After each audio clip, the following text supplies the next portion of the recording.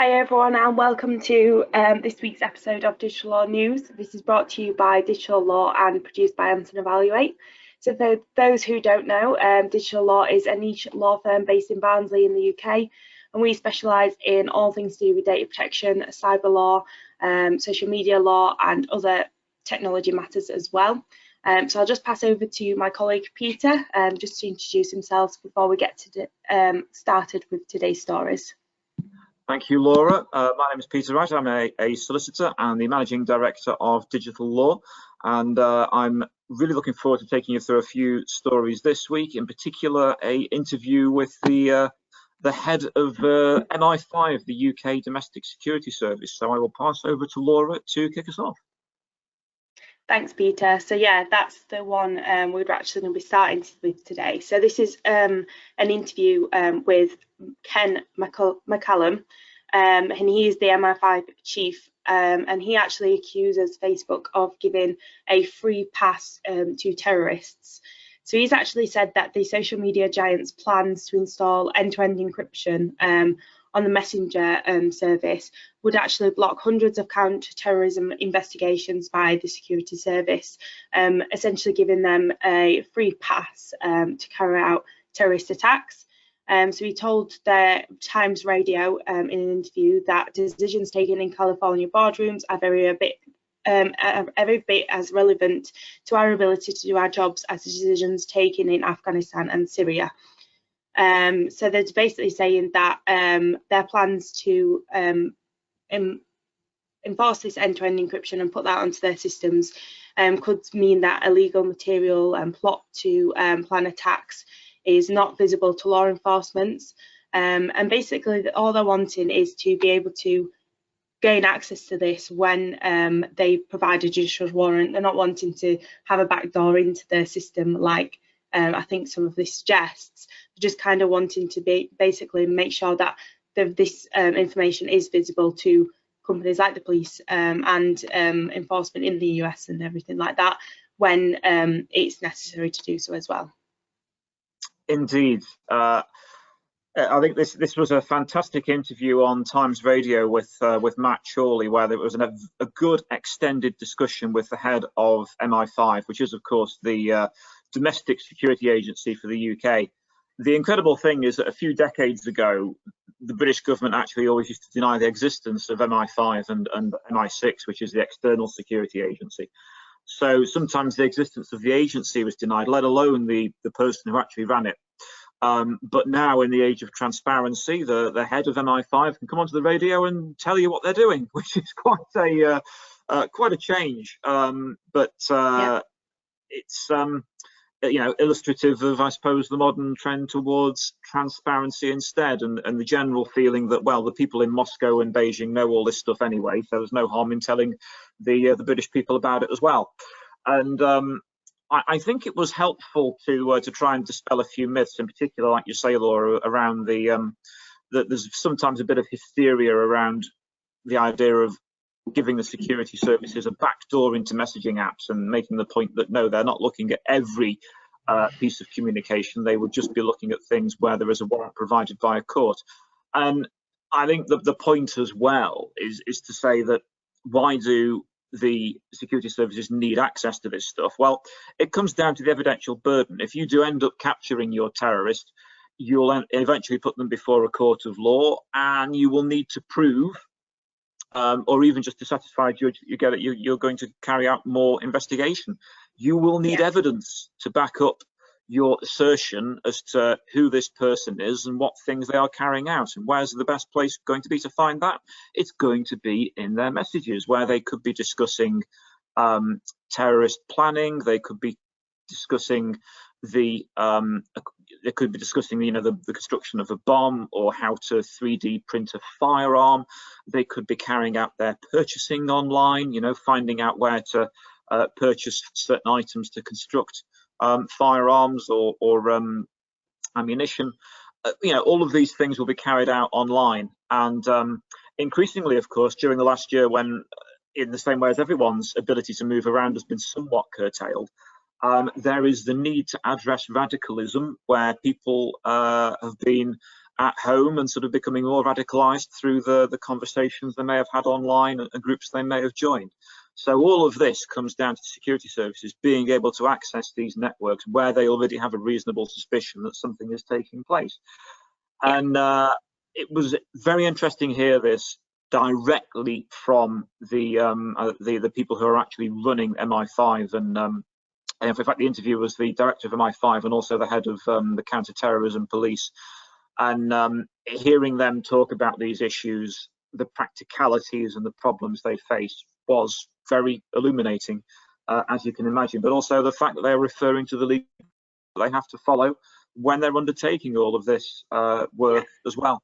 So for those who are interested, that interview is, I believe, available to listen to on the Times website. So I can highly recommend that to listen to. I think it's also available as the part of the Red Box podcast from the Times. So if you're listening to us on Spotify today and you want to hear more, then go on Spotify and search for Times Red Box, and then you'll be able to listen to that interview on the podcast that Matt Chorley puts out there as well. So I can certainly highly recommend that for more information. Thanks, Peter. Yeah, it is a very good one to listen to if you're wanting some more information on that. So sticking with a similar type of story then, but slightly different. So this is in regards to banning ransom payments to hackers, and this is a story that's been something that's been urged by an ex-GCHQ boss. So this is actually a story that was reported on the Times. So he, Martin, actually said that the hacking group should be treated like terrorists, basically, and payments to them should be banned. And he's got quite a strong view in this, and saying that basically they're terrorists. And he actually said this after the Irish Health Service became latest to the hit by a major attack, and basically suggests that basically paying these ransoms to the hackers is basically helping them fund the criminal activity. So you can pay to make it go away quietly. This is what he said in an interview. And there's no obligation involved to report this, and there is no traceability on payment of cryptocurrency, which is most common type of payment when it comes to these attacks as well. So he's basically calling out to the government as well, asking them for an urgent review, including the banning of payments of ransom and terrorists as well. Indeed. I think this is an interesting step. Of course, I mean, if this was the active current head of GCHQ saying this, it would be one thing, but of course he's retired, so there is less status to it. But I think when someone who has run the government communications signals and listening service turns around and says this, we should listen. And I mean, there's an interesting throwback here as well, Laura. We talked, I think, last week about the US pipeline that had been hacked by ransomware hackers, and I think it's come out this week that they ended up paying about $9 million to get back into their network after they'd been locked out by the hackers. Similar thing here with the Irish Health Service being taken down by a ransomware attack, and it was, of course, only a few years ago that the NHS was taken down by the WannaCry ransomware attack too. And given the proliferation of ransomware, I think it is sensible here to be turning around, as Kieran Martin is saying, and say we should not be paying ransoms to ransomware hackers in order to make them go away, because of course by paying these often large ransom payments, you're just making it more likely that they will carry on and come back and do it more and more aggressively in future. Yeah. And indeed, the point he makes about the fact that, look, this is in effect funding terrorism is well made. You know, time was a couple of decades ago, if you were running a terrorist organization, funding used to be very, very difficult, and you were dependent on having to go to some of these sort of aggressor states like Libya under Colonel Gaddafi, or other potential states that funded terrorists to try and get some financial support. Whereas now, just do a couple of ransomware hacks, you know, potentially send out a few thousand ransomware attacks. If only a small percentage of those are successful and people pay the ransom, you could find yourself with millions of dollars of cryptocurrency, which you can then trade and sell and use that to buy arms, because it's not particularly cheap stuff to go out and get, but it means that it's easier to get it if they are doing it through this method of criminality. So it's always been the standard policy of the British government not to negotiate with terrorists or to pay ransoms, and in effect he's saying, look, we should be extending that policy and encouraging all organisations and private individuals not to pay ransom fines, because it's just money down the drain. I think it will be difficult to put this policy in place. I've heard of a lot of organisations, including government agencies, that have paid ransoms in the past, including universities and university departments where they've been hacked and they've ended up having to pay the ransom to get back into the systems. So, it is incredibly difficult to try to. It would be very difficult to police such a ban, but I think having clearer guidance out there to organisations to say you shouldn't be paying this and you should have sufficient measures in place so that you can recover from your network being taken down through a ransomware attack would be a really strong positive step. So let's see what might happen based on the insight that this chap has given, and I wonder if GCHQ or the National Cybersecurity Centre pick up those comments and try and do something with them. Yeah, absolutely. So moving on to our next story for today then. So this is in regards to delivery tech scams and the nasty new fraud wave sweeping the UK. So this article was actually about a woman called Julia Whittaker, who was a 70-year-old who received a text in early March saying that she missed a parcel from Royal Mail, which then she needed to pay a £2.99 fee to receive her parcel. She followed the instructions on the app, clicked through to make the payment, and ended up losing a large amount of money by transferring money from one account into this so-called safe account when somebody acting to be her bank asked her to do so. So we didn't want to go too much into the depth of the article in terms of what's happened, because I know we've spoken about this a few times on the podcast before, but it was very interesting. The article then went on to discuss like the trends in terms of where this hack has kind of come from and how it is now.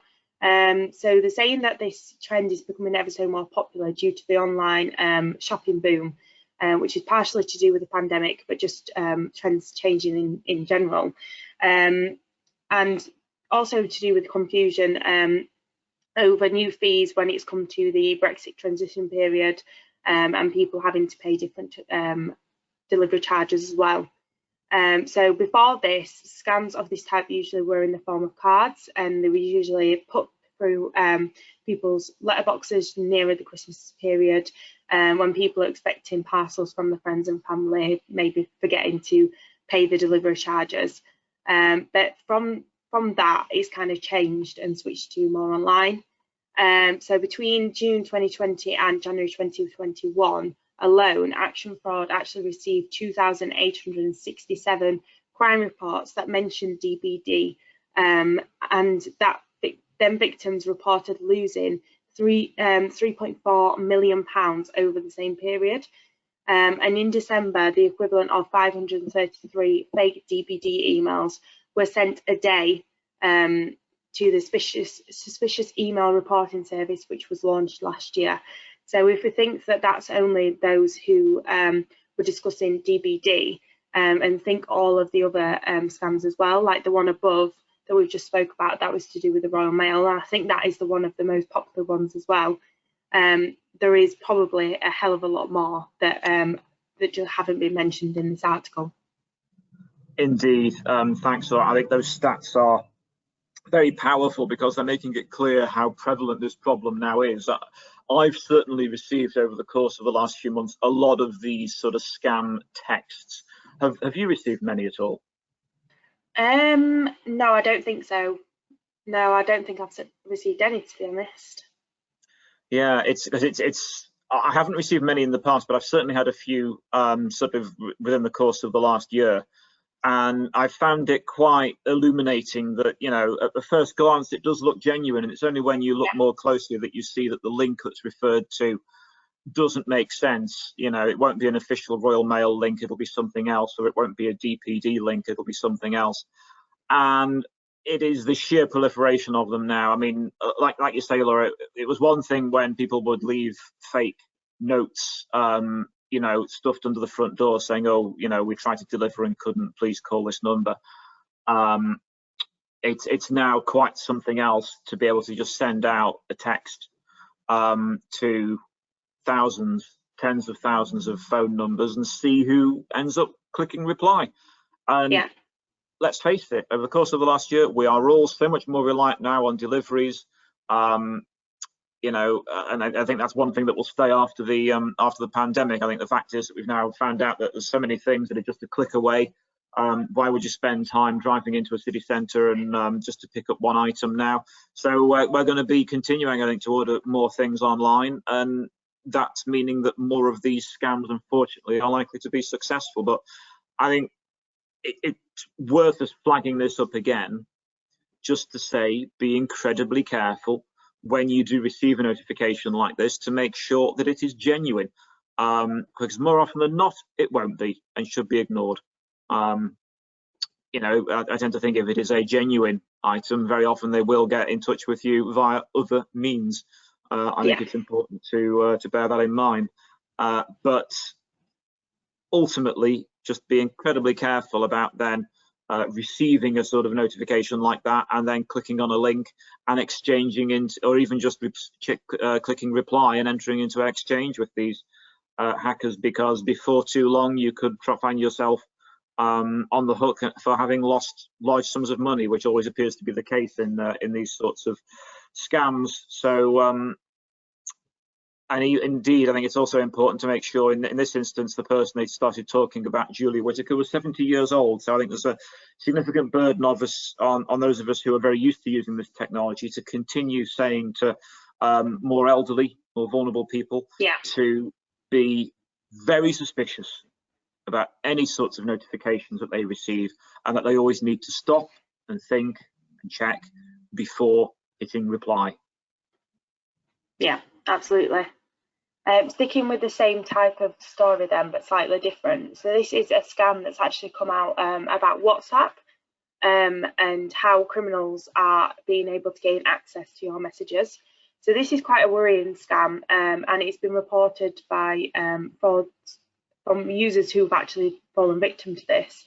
And basically, people are receiving a 6-digit code that seems like it comes from one of their friends. And then they receive a message shortly after saying, hi, I'm sorry, I've accidentally sent you this code. Can you please send it back to me? It's really urgent. And without knowing or without thinking about it, you think your friend sent you something that they didn't mean to. You send that back, and then the criminal can actually gain access to your account and actually lock you out of your account as well. So I think it's something that was actually around a couple of years ago. I know a few of my friends actually lost their Facebook account and was blocked out of it because of this. And when people were messaging them, seemed to come from one of their friends' accounts. But I think it just shows that friends do come back on themselves, and it is very easy to reply to this in the moment, thinking it is one of your friends, when it's just reminding you again, just to double check and be aware of these type of scams. So if you do see it, you probably won't fall victim. Exactly, and a timely reminder that WhatsApp is not a platform that we should use for business purposes or for any purposes where you could end up processing personal data. So if you've got a WhatsApp that you and your colleagues are using at work, stay in touch when you're all working from home. I would strongly discourage you from using WhatsApp. There are other alternatives out there.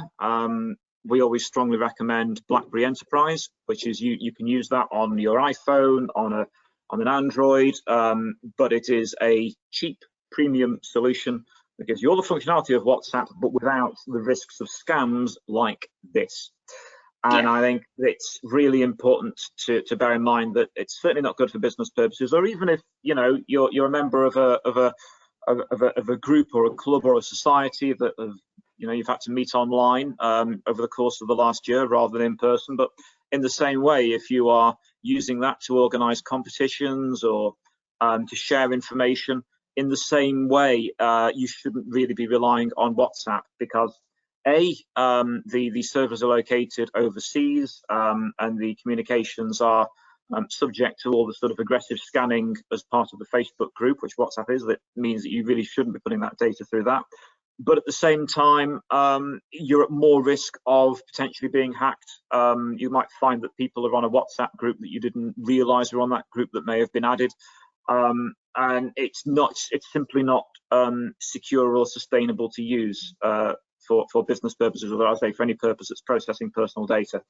And this is just a timely reminder of the fact that yes, it could mean that criminals are being able to access your messages or even take over your mobile device. So use WhatsApp, but with there should be a strong caution over its sort of general use, to be honest. Great, thank you. So that leads us on to our last story today then. So this is in regards to the Financial Conduct Authority and them upping its game to shut down some online scams. So this is what we spoke about a couple of weeks ago, how usually you see criminal activity and investment scams and things like that, and everything like kind of the scams that go on are not so public. They're not so like on Facebook and things like that, but the trends are showing that it's becoming ever so more popular to have investment scams all over Twitter or Facebook and things like that. So the regulator is actually cracking down on these online scams by aiming to spot suspicious advertisements by offering too good to be true investments within a day of them appearing on the internet. So the FCA have actually increased their proactive monitoring of the internet and social media platforms, etc. And they're actually getting faster to identifying suspicious attacks, issuing warnings to the public about these attacks, adverts, and actually contacting online platforms to take down the marketing material that's actually involved. So they have published 632 alerts about investment scams over this year so far. So in the last less than 5 months, compared to 1,204 specific warnings for the whole of last year. So there isn't too many more, but if they do follow this trend, they probably will be stepping up the game a little bit compared to last year. So hopefully we'll see over the next couple of years again the number of alerts that they're putting out and the number of warnings and things that they're shaking down just becomes more and more as well. Indeed, thanks, Laura. I think the scary thing here is the sheer volume of scams here. And I suspect that those figures, 1,204 in the whole of 2020 and 632 in the first 5 months of this year, are illustrative of the fact they're probably only scratching the surface. But I think when we're online, we've all seen those adverts, you won't believe how much this individual made through trading in cryptocurrency, and a picture of someone enjoying the high life. And it's designed as clickbait to get you to click on it, and then who knows what sort of bizarre investment you could be basically given a sort of inducement to try and join. More often than not, it's simply a scam getting you to transfer money into something that you will then instantly lose, and then be told, oh, bad luck, you've lost it, put in some more and you might not lose it next time. And these aren't true investments. They are indeed just scams. They're probably located overseas. They are probably not correctly regulated. And the Financial Conduct Authority in a UK market that is highly regulated when it comes to financial services is at least being proactive and trying to close down the opportunities for these scammers to sell their, well, not sell, just to basically take advantage of UK users, is the point. And it's a move that's to be welcomed, but I think really it's good that they've gone public in terms of saying, look, this is what we're doing, but they're never going to be able to close down every single illicit scam. It's like whack-a-mole. You close 5 down and 10 open up the next day. So it is a warning to be careful about things that seem, funnily enough, too good to be true. Guess what? If it's too good to be true, there's always a catch. And therefore it's the FCA trying to say, look, we are being proactive, we are looking at trying to regulate this, but bear in mind the FCA is a public regulator, they're not going to have the resources to be able to police the entire internet. So they can show willing, they are upping their game as regards to this, but also they are giving out the press and PR here to say, look, you need to be cautious about these sorts of investments and scams. If you are offered a bizarre opportunity to invest in a cryptocurrency that you have never heard of before, that you didn't want, need, or ask for, it may well indeed be a scam. And indeed, there have been enough stories about cryptocurrencies themselves where it turns out that they aren't, in fact, cryptocurrencies. And as an example of that, just listen to the podcast The Missing Crypto Queen, which is a podcast series hosted by journalist Jamie Bartlett, where he went and looked at the OneCoin cryptocurrency, which it appears may have been one massive scam right from the start, with no blockchain and no proper cryptocurrency infrastructure in the background. But that hasn't stopped hundreds of thousands of people pouring millions of dollars of their savings into a scheme, into a cryptocurrency that simply doesn't appear to exist. So there are examples of it out there, and it's just a matter of being very careful that when you do think that you are actually wanting to make an investment and do day trading online, make sure it is through a broker that is FCA regulated and approved, and properly checks out. Do your due diligence. Speak to some experts. That's the thing. Don't sort of, do a how-to guide that you've downloaded online and then click on the first dodgy ad that you see. In the same way that you'd be careful before engaging, for example, at a stockbroker or doing trades in the real world, you should do the same thing when it comes to doing it for yourself, when it comes to trading online. So buyer beware. Yeah, absolutely. So that's all the stories for today. So we just wanted to give a little reminder for our listeners on our GDPR compliance manual for legal practices. So this is around 50% off at the moment, from £195 to £99. It is available in hard copy and digital copy as well. So I'll just pass over to you, Peter, just to give a little bit more information about the manual. Thanks, Laura. So this is our GDPR manual for law firms, which details all of the measures that you can take to demonstrate compliance with the General Data Protection Regulation and in turn the UK Data Protection Act. It incorporates ways of being able to demonstrate compliance with things that you're already doing. So, amending your file audit, amending your regular risk meetings to reflect your data protection compliance, and being able to therefore do all the things you need to do by law without reinventing the wheel. And a lot of the stuff in here is general good practice anyway. So we've had, happy customers from accountants, from educational institutions, and other organisations who said actually they found this manual has been quite useful for them, just because it provides, as I say, easy forms, templates and checklists to help you demonstrate compliance with data protection law. So please do get in touch if that would be helpful. Yeah, absolutely. You can just drop us a line at admin@digitallawuk.com, and we'll be able to get back to you regarding that. We just wanted to say a big thank you as well to Anson Evaluate for helping us produce this webinar. So for those who don't know, Anson Evaluate actually is a consultancy and training company, and they actually provide a lot of training, webinars and other consultancy services to business all across the UK and actually the world as well. So they specialise in training to do with data protection, cybersecurity, blockchain and other matters as well. So if that is anything you are interested in, some training for your company or the running of a few webinars or anything like that, you can either go onto their website, which is www.ansonevaluate.com, or send them an email to admin@ansonevaluate.com as well.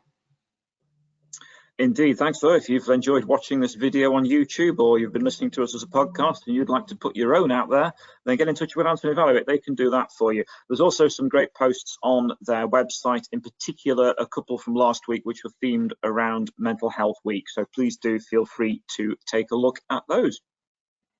Yeah, absolutely. So thank you to everyone once again for listening to this week's episode, and we do hope to see you again next week for the episode 41.